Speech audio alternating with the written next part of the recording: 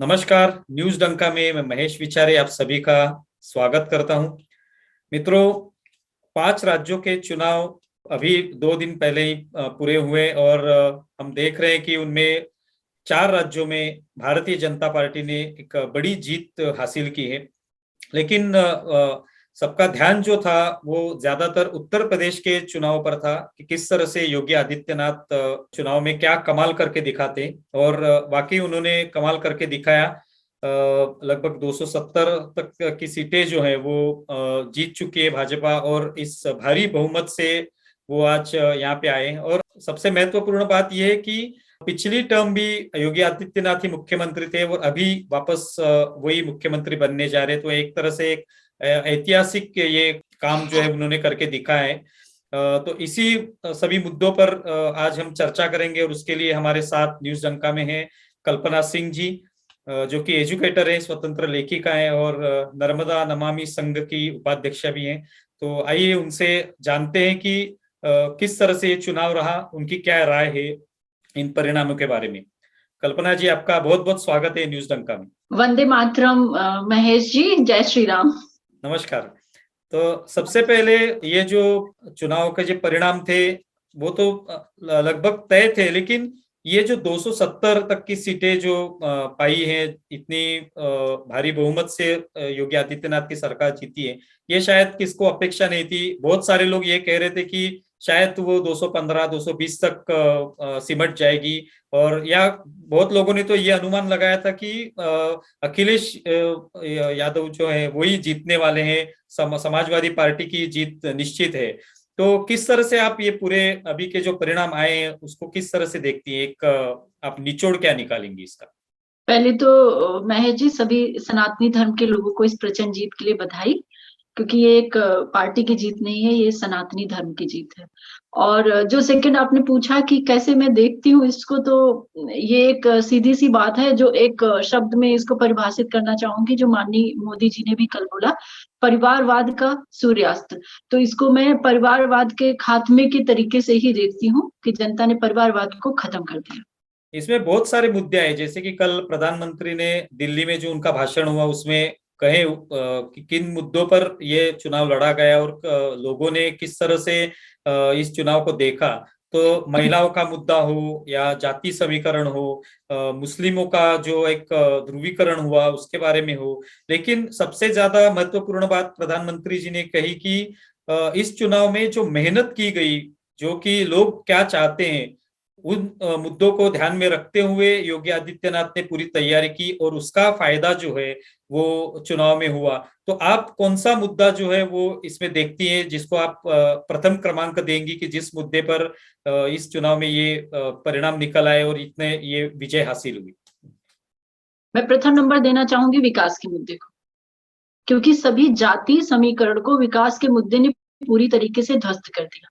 आप देखिए कि यूपी में जिस तरीके से जाति समीकरण हावी रहते हैं, जिस तरीके से जातीय ध्रुवीकरण हुआ है, सपा के द्वारा किया गया था, वो सभी जनता ने फेल कर दिया। तो पहला मुद्दा विकास का मुद्दा, दूसरा मुद्दा रहा सेफ्टी, लॉ एंड ऑर्डर, सुरक्षा का मुद्दा, और रोजगार का भी मुद्दा रहा। रोजगार के मुद्दों पर बीजेपी खरी उतरी है और काफी रोजगार दिए गए हैं। तो जिनको इसका लाभ मिला है वो तो वोट करेंगे ही ना, चाहे कि विपक्ष जितना भी भ्रम फैलाता रहे, पर जिन लोगों को डायरेक्ट इसका लाभ मिला है तो वो क्यों नहीं विकास के मुद्दे पर वोट करेंगे। तो विकास का मुद्दा, महिलाओं की सुरक्षा का मुद्दा, लॉ एंड ऑर्डर का मुद्दा, ये सब चीजें बहुत ही प्रभावी रूप से अपना असर दिखाती हुई दिखी।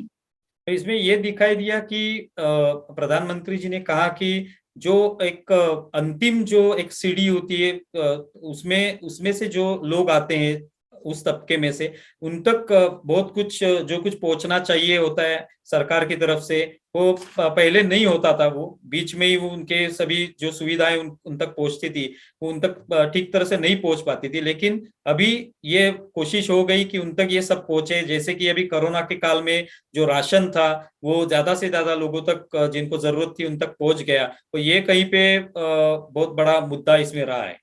हाँ, देखिए बहुत सारे मुद्दे रहे। जो सभी पार्टी होती हैं वो बहुत सारी योजनाएं लाती हैं, सिर्फ बीजेपी ही नहीं लाती, सभी पार्टी अपनी अपनी योजना लाती हैं और बड़े बड़े वादे करती हैं। पर अब राजनीति का एक नया स्वरूप हो चुका है। आप योजना लाए, आपने योजना पे कितना काम किया, जनता को डायरेक्ट उसका लाभ कितना मिला और आप जनता तक वो लाभ पहुंचाने में कितना सफल रहे, ये सारे फैक्टर सब काम करते हैं। अब वो नहीं कि हम बिजली लाएंगे, हम पानी लाएंगे। अब इस पे चुनाव लड़ा जा रहा है कि हम बिजली ला चुके हैं, हम पानी ला चुके हैं, हम रोजगार ला चुके हैं, हम अन्न दे रहे हैं, हम किसान निधि दे रहे हैं डायरेक्ट खातों में। जो जो बिचौलिए थे, जैसे कि सपा के राज में सबसे ज्यादा बिचौलिए, रिश्वतखोरी, भ्रष्टाचार ये बहुत प्रभावी रूप से रहा। अभी किसानों को उनकी जो किसान निधि है डायरेक्ट खाते में मिल रही, बिचौलियों का खात्मा हो गया। जो उज्ज्वला गैस योजना थी उसका लाभ एक गरीब तबके की महिला को डायरेक्ट मिल रहा है। जो लकड़ी में खाना बनाते थे, जिनकी आंखें धुएं से खराब हो रही थी, आज वो गैस में खाना बना रही। तो इसका जो लाभ था जमीनी हकीकत में उनको मिला, देखने को मिला।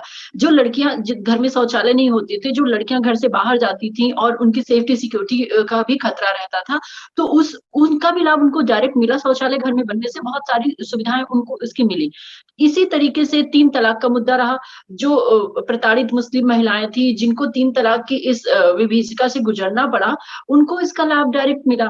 तो ये जो डायरेक्ट लाभ मिलते गए, बेटी पढ़ाओ बेटी बचाओ का, या फिर जो व्यापारी थे उनकी safety security, law and order maintain होता है तो उसका असर व्यापार भी सीधा दिखाई देता है। तो ये डायरेक्ट लाभ थे जो जनता को मिले और जनता ने इस लाभ को सराहा और अपना नेता फिर से मोदी जी, योगी जी को चुना। निश्चित तौर पे जैसे कि आपने पहले बताया कि जो जाति समीकरण थे वो विकास के मुद्दे पर ध्वस्त हो गए, और इसका वजह से यानी विकास के मुद्दे पर ही लोगों ने जो मतदान जो है वो किया हुआ है।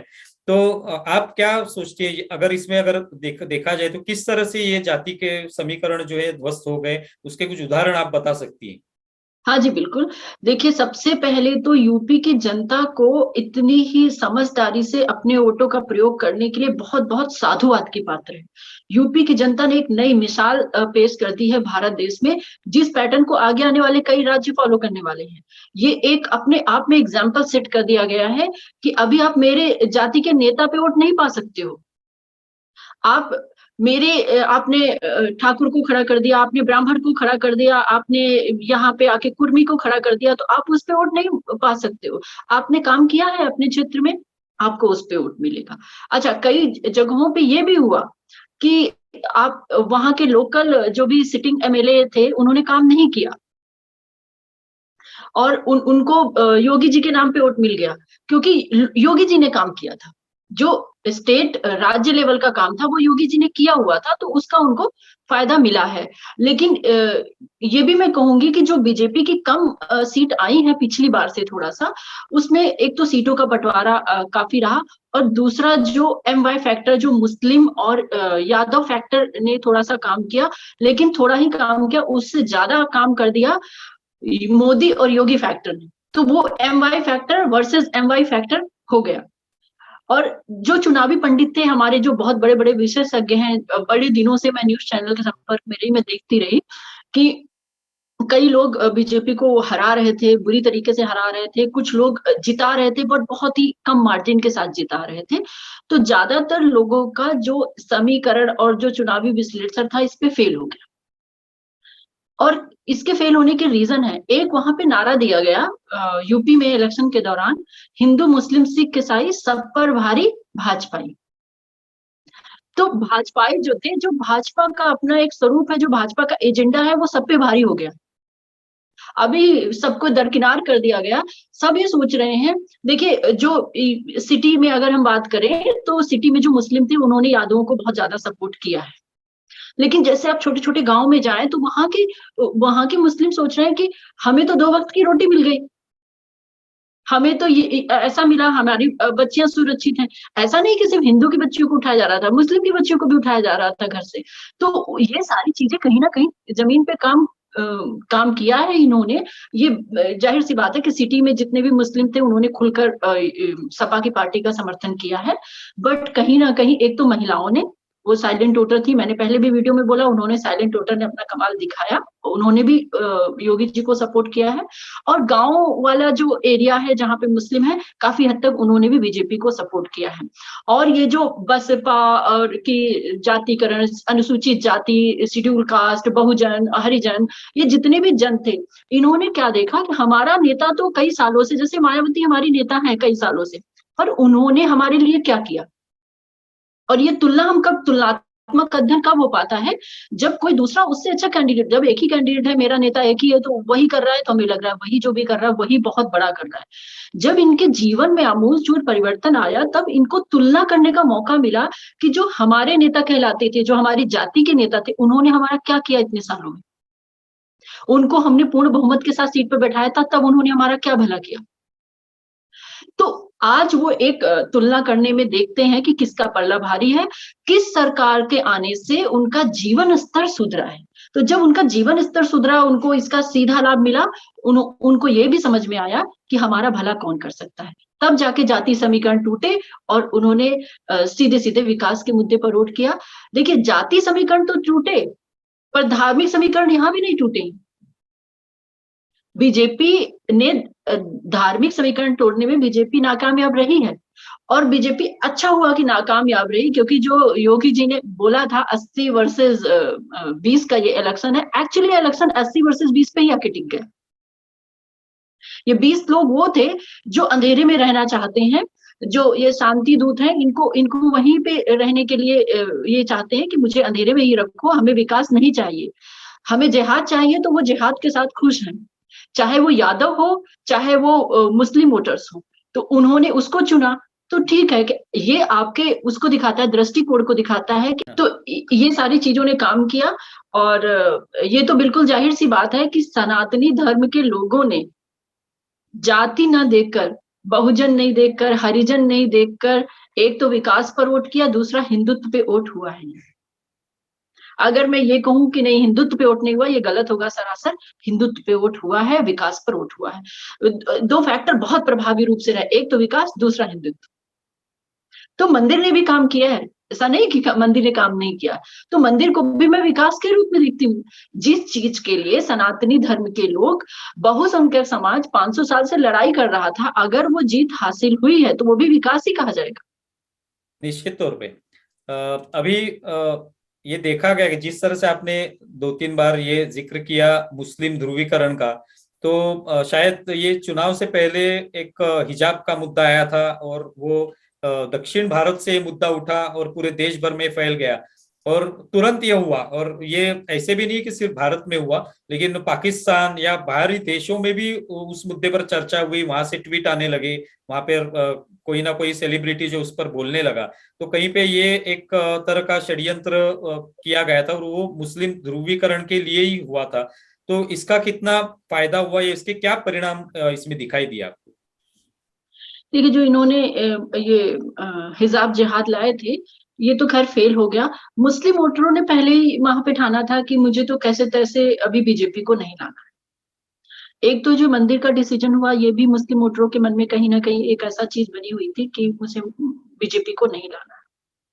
और उन्होंने सोचा कि अभी सपा हमारे साथ है, जो गुंडागर्दी को, जो आतंकवाद को जो पार्टी बढ़ावा देती है, उस पार्टी को, जाहिर सी बात है कि कुछ शांति दूतों ने उसी पार्टी को चुना। और ठीक है, अगर आप ऐसी पार्टी को चुनते हो जो सत्ता में है ही नहीं, आप आपने कई सारे वीडियो देखे होंगे मीडिया में वायरल हुए कि कुछ शांति दूतों ने और कुछ और सपा के अनुयायियों ने कितनी खुलेआम धमकी दे रहे थे कि हम पुलिस महकमे में 6 महीने तक कोई ट्रांसफर नहीं होंगे, पहले हिसाब चुकता किया जाएगा। फिर उसके बाद दूसरा वीडियो आता है कि हमारी सरकार आने दो, तब हम बताएंगे सबको। तो ऐसे जो वीडियोस आए, इसने जनता के मन में एक डर पैदा कर दिया कि अगर ऐसे लोग जो पहले से ही ऐसी बयानबाजियां कर रहे हैं, अगर गलती से इनको सत्ता दे दी गई, तो ये क्या हश्र करने वाले हैं लोगों का। जो गरीब तबके के लोग हैं, जो मध्यम वर्गीय परिवार हैं, उनका क्या हाल ये करेंगे। तो इस सब जो इनके ये सब फैला रहे थे भ्रम, ये जैसे वो कैराना में एक बयानबाजी करी गई, योगी जी ने कहा कि ये गर्मी हम उतार देंगे, मैं वो बाबा हूँ जो मई जून में भी शिमला बना देता हूँ। तो अभी महेश जी, आप भी देखते रहेंगे कि कैसे मई जून में आगे आने वाले शिमला बनता है। यूपी में, और शिमला बनने की नींव तो यूपी की जनता ने रख ही दी है।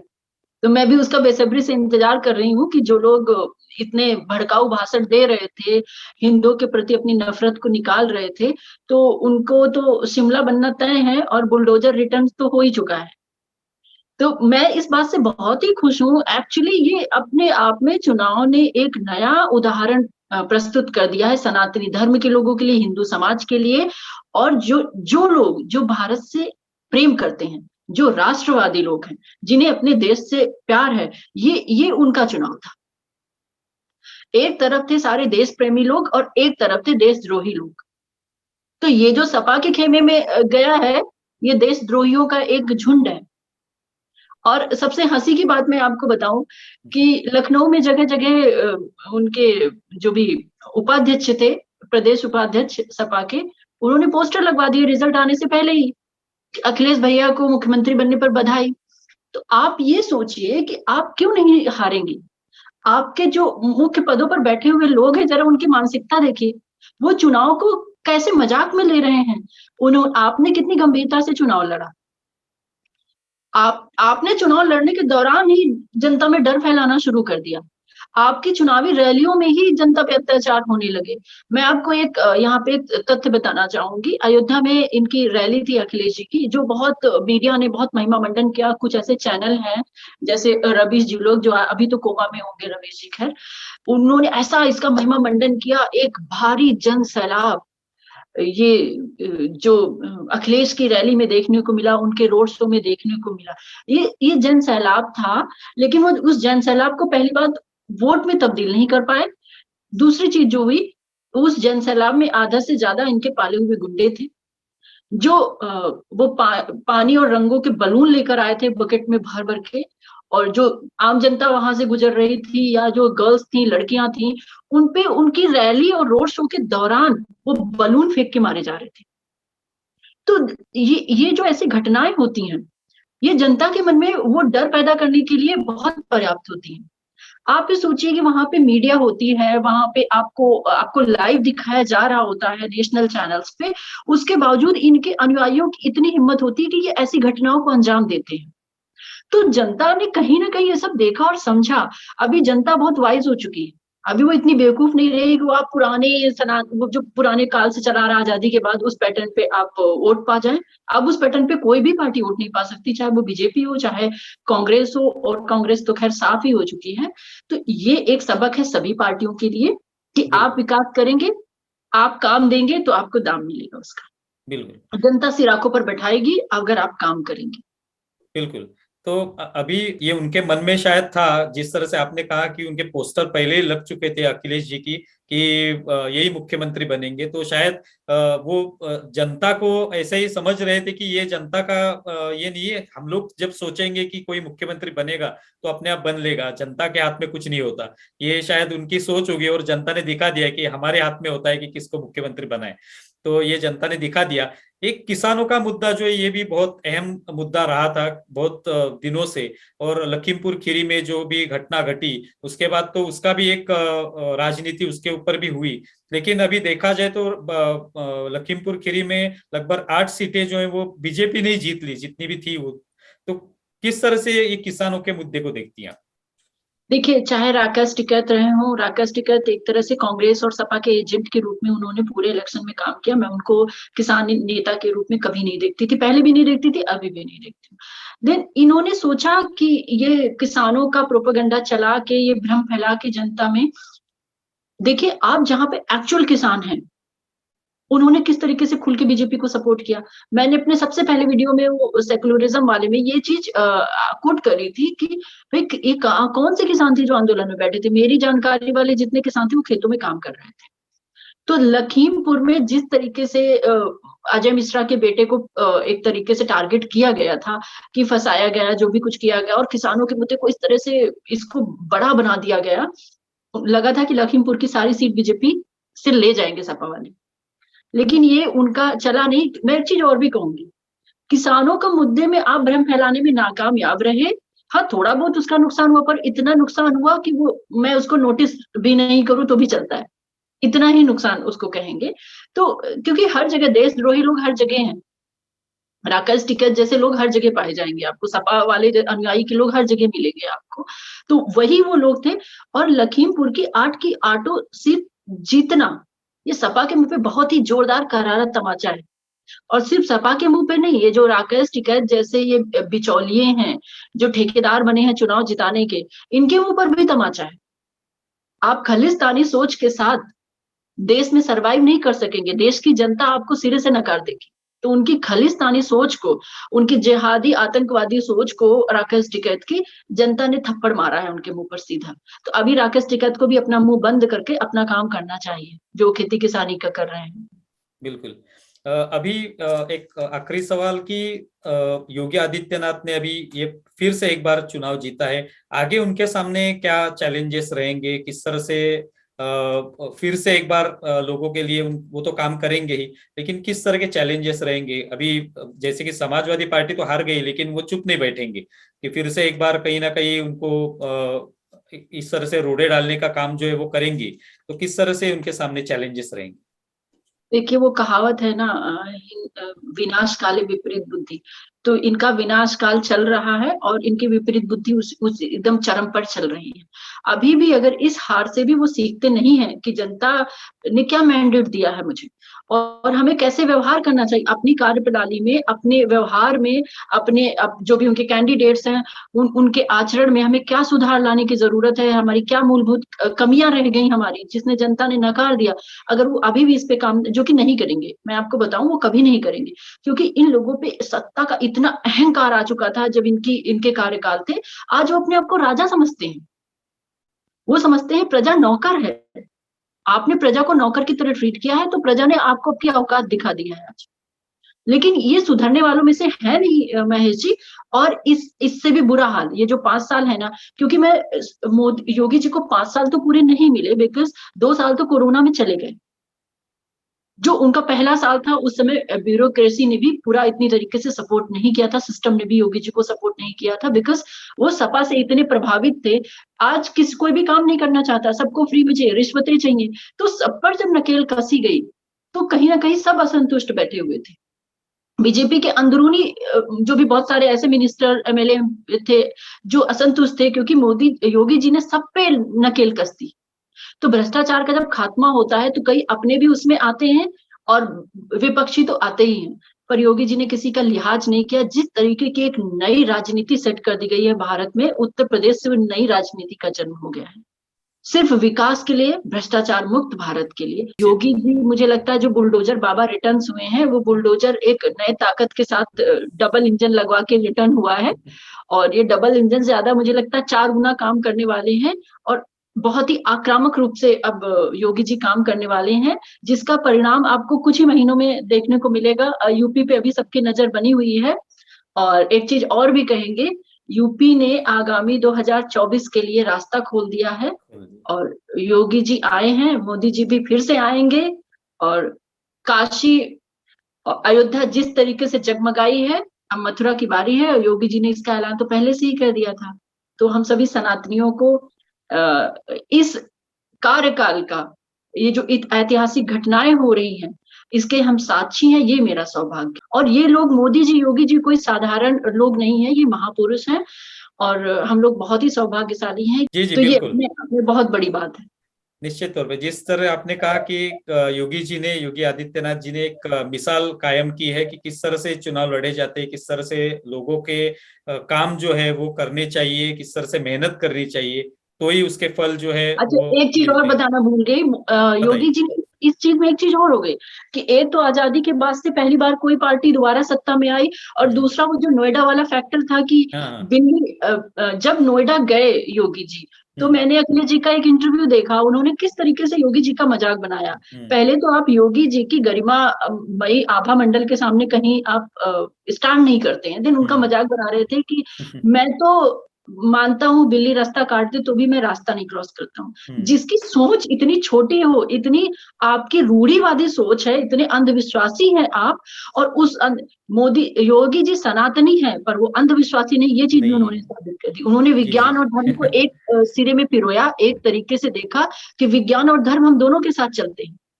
निश्चित तौर पे। अध्यात्म और विज्ञान का उन्होंने एक समन्वय बनाया और नोएडा जाकर उन्होंने साबित कर दिया कि ये बिल्कुल गलत है। जो मुख्यमंत्री नोएडा जाने से डरते थे कि नोएडा नहीं जाना है, नहीं तो दोबारा आप मुख्यमंत्री नहीं बन सकते, नहीं ये बन मिथक सकते। उन्होंने तोड़ा और ये मिथक तोड़ने की हिम्मत दिखाई उन्होंने, क्योंकि उनको अपने काम पर भरोसा था। बिल्कुल, जो काम पे भरोसा था वो तो दिखाई दिया, लोगों ने भी उन पर विश्वास दिखाया, उन पर भरोसा जताया। और इसी तरह से होना चाहिए, बल्कि हर पार्टी ने इससे कुछ सीखना चाहिए। यही इस पूरे चुनाव में हम लोग देख ले, इसका निचोड़ जो यही है कि भाजपा ने जो मेहनत की है उसके फल जो है वो आज उनको चखने को मिल रहे हैं। आप यहाँ आई और बहुत सटीक तरीके से आपने ये पूरा विश्लेषण किया, इसके लिए बहुत बहुत धन्यवाद न्यूज डंका की ओर से। धन्यवाद न्यूज डंका का भी, और वंदे मातरम, जय श्री राम। नमस्ते। तो मित्रों, ये वीडियो आपको कैसा लगा ये जरूर बताएं, आपकी प्रतिक्रियाओं का हमें इंतजार होगा। धन्यवाद।